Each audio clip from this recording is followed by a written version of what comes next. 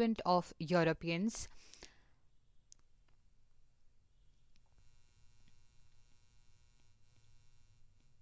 Hi everyone, my name is Shreya Rajan. Welcome to my channel UPSC is Easy. We're going to continue with chapter Advent of Europeans and we're going to start with Dutch.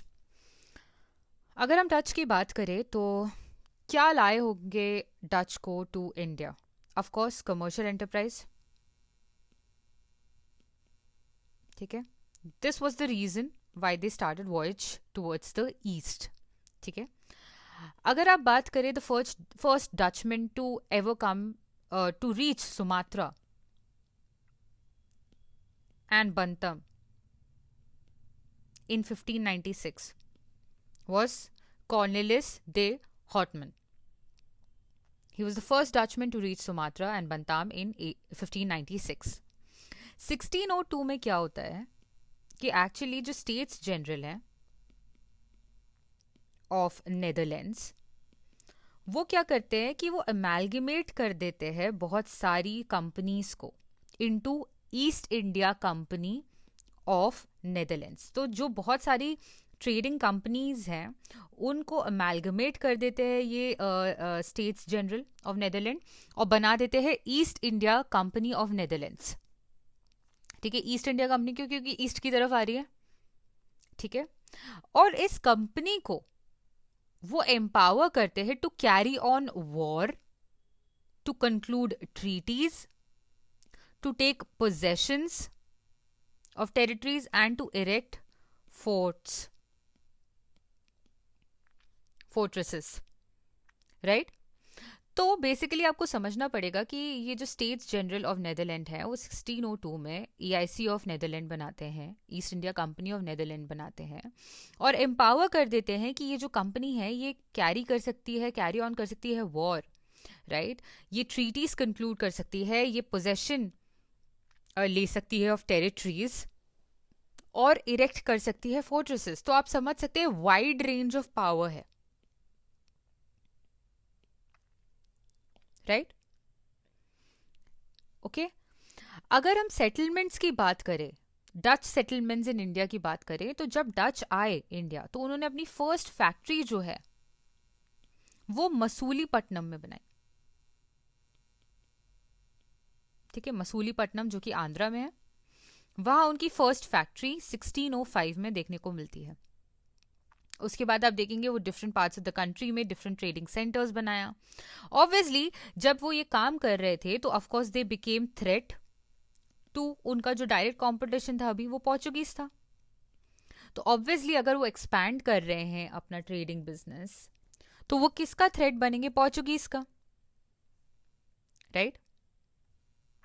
इन्होंने क्या किया, इन्होंने actually में नागापट्टनम जो है near Madras, right, ये Portuguese से इन्होंने कैप्चर कर लिया और ये अपना मेन स्ट्रॉन्ग होल्ड बना लिया उन्होंने इन साउथ इंडिया. ठीक है. अभी तक डच के बारे में क्या पता चला है कि मसूलीपट्टनम आंध्र प्रदेश 1605 में उनकी फर्स्ट फैक्ट्री देखने को मिलती है. डायरेक्ट थ्रेट इन्होंने दिया पोर्चुगीज को, ऑब्वियसली क्योंकि ये अपना एक्सपेंशन कर रहे थे ट्रेड का, राइट? और इन्होंने क्या किया, trading centres different different establish किए और जो नागापट्टनम है उसे इन्होंने ले लिया फ्रॉम पोर्चुगीज, कैप्चर कर लिया फ्रॉम पोर्चुगीज. कहाँ पे था ये? मद्रास के पास में, चेन्नई में, राइट? और मेन स्ट्रॉन्ग होल्ड इनका साउथ इंडिया में यहां पर आया. इसके अलावा अगर आप देखें तो डच ने फर्दर अपनी जो फैक्ट्रीज है वो एस्टैब्लिश करनी शुरू की, जैसे कि कोरोमंडल कोस्ट, गुजरात, राइट, उत्तर प्रदेश, बंगाल, बिहार. ठीक है. 1609 में इन्होंने पुलिकट जो कि नॉर्थ ऑफ मद्रास है यहां पर दे ओपनड अ फैक्ट्री. ठीक है. सूरत में इन्होंने फैक्ट्री बनाई इन 1616. ठीक है. बिम्बलीपट्टनम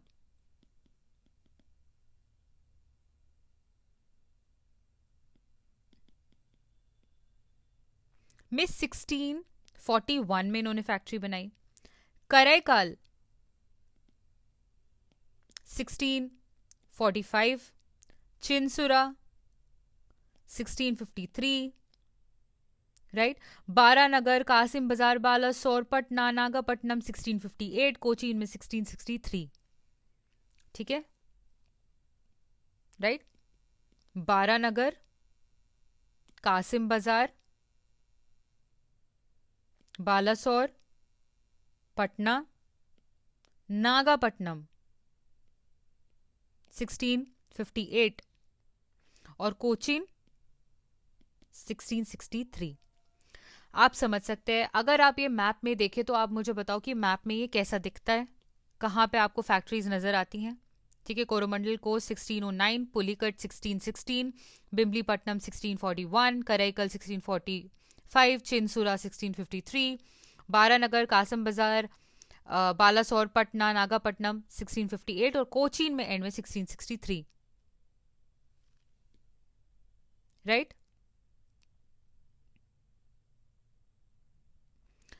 तो ये कुछ डिस्ट्रीब्यूशन ऑफ फैक्ट्रीज है। अब इसको कैसे पढ़ना है मैं आपको समझाने की कोशिश करती हूँ। आप प्लीज इसको मैप में देखो, मैप में देखोगे ज्यादा क्लियर होगा कि कहाँ पे फैक्ट्रीज हैं, right.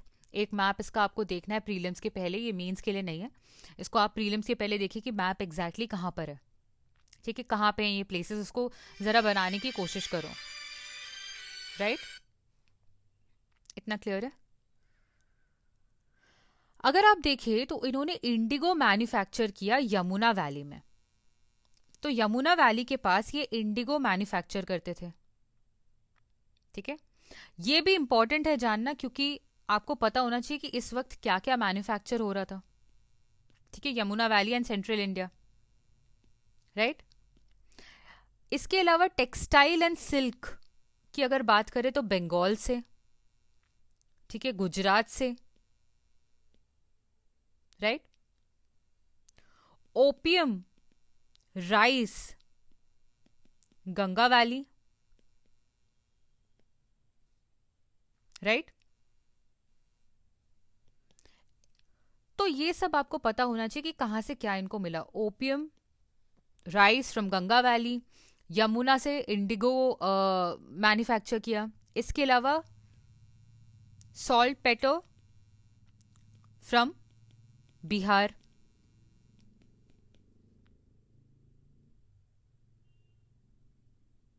Right.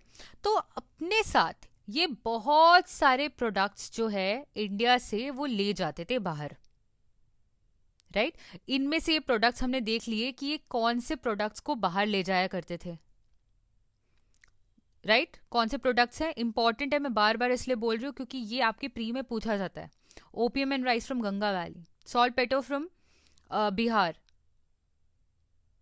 Right. Indigo from Yamuna valley and central India, silk from Bengal, Gujarat, right. इतना भी क्लियर हो गया तो बहुत है। इसके अलावा अब हम देखने वाले हैं एंग्लो डच राइवलरी, राइट। आपको समझ में आना चाहिए कि जो इंग्लिश है इस टाइम तक they were also rising to prominence, right. कहाँ पे ईस्टर्न ट्रेड जो है बेसिकली इंडिया और उसके आसपास के रीजन्स में इंग्लिश जो है वो भी अब इनका टाइम आ गया था to rise in prominence, right. और साथ में डच भी है, तो ऑब्वियसली दोनों में कंपटीशन रहेगा, सीरियस चैलेंज रहेगा, कमर्शियल इंटरेस्ट उनके सिमिलर रहेंगे, तो ऑब्वियसली लड़ाई होगी। तो जो कमर्शियल राइवलरी है वो एक ब्लडी वॉरफेयर में जल्दी कन्वर्ट हो गए। क्लाइमैक्स अगर आप देखें, climax of enmity between Dutch and English in east, ये आप देखेंगे प्रेजेंट डे इंडोनेशिया जो है, एम्बोयना में, जो अभी अभी इंडोनेशिया में है, यहां पे इनका क्लाइमैक्स ऑफ राइवलरी देखने को मिला, जहां पे डच ने ये जो एरिया है एक्चुअली डच ने पोर्चुगीज से 1605 में कैप्चर किया था,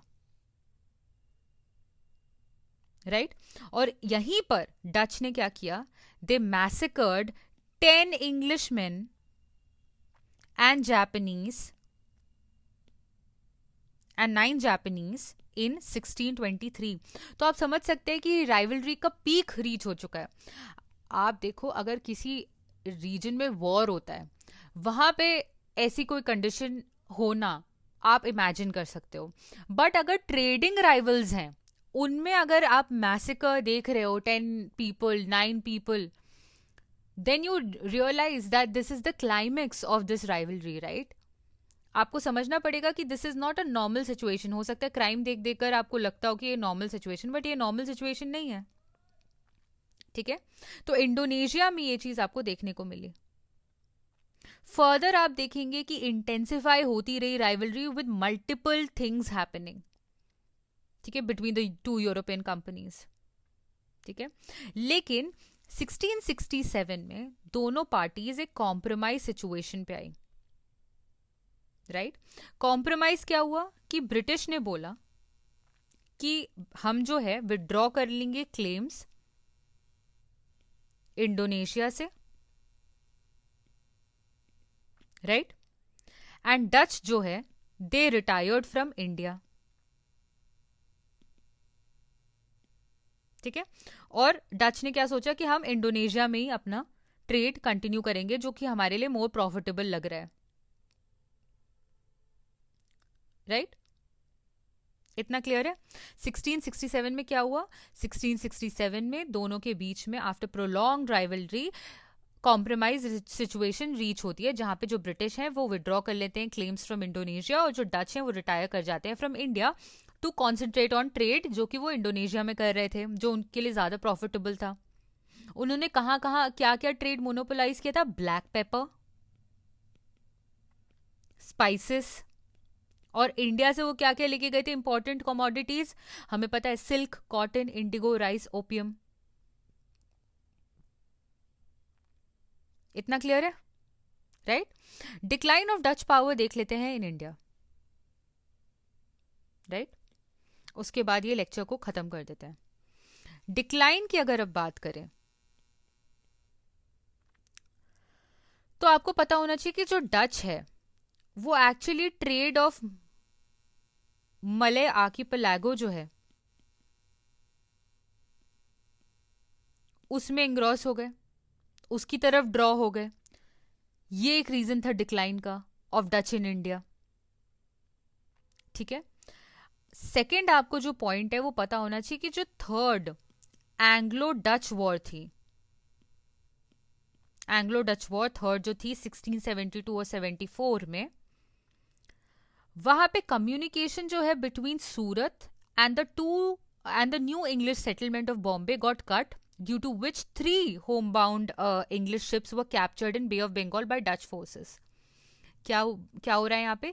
जो ये थर्ड एंग्लो डच वॉर है ऑफ 1672 टू 74, इसमें सूरत और बॉम्बे सेटलमेंट जो है इंग्लिश का, उसके बीच में कम्युनिकेशन जो है वो ड्रॉप हो गई,